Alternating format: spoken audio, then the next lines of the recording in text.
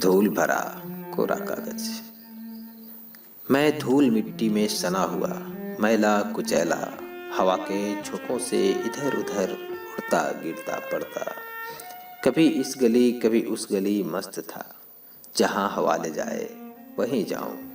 मैं खुश तो था, पर मेरी कुछ ऐसी ख्वाहिशें थीं जो शायद तभी पूरी हो सकती थीं जब मैं साफ सुथरा रहा करता था। पर वो वक्त तो कब का बीत चुका था, लगभग 10 वर्ष पीछे जा चुका था वो वक्त। ये ख्वाहिशें भी उसी वक्त की थीं जब मैं साफ सुथरा हुआ करता था। लेकिन जब मेरे ऊपर धूल मिट्टी के कण अपनी जगह बनाने लगे, तो वक्त की धूल से मेरी ख्वाहिशें दफन हो गईं। एक दिन किसी की नज़र मुझ पर पड़ी। उसने बड़े गौर से देखा और कहा, वो कागज, तुम यहाँ क्यों पड़े हो? और मुझे उठा लिया।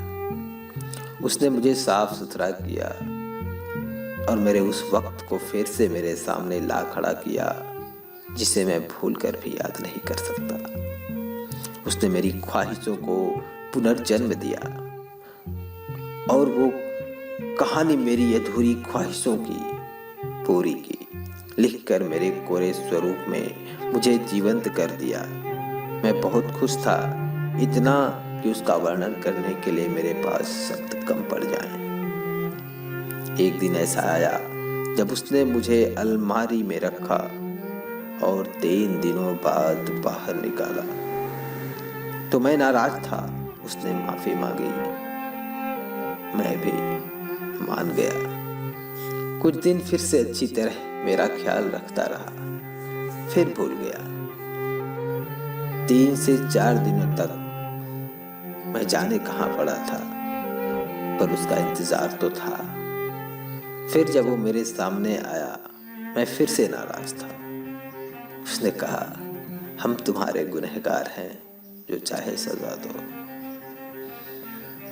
मैं फिर कुछ देर नाराज रहा, फिर मान गया। वक्त बीतता गया, मुझे भुलाने का दौर जारी रहा। एक दिन मैंने सोचा, जरा आईने में खुद को देख तो लूं। मैंने आईने में खुद को देखा तो मेरे होश उड़ गए। जिसे मैं अपने ऊपर पेन की लिखावट समझ रहा था, दरअसल वो पेंसिल की लिखावट थी और धीरे धीरे उसे मिटा दिया गया। उसके द्वारा, जिससे उसे मेरी चाहते, मेरी ख्वाहिशें, मेरी उम्मीदें नजर न आए।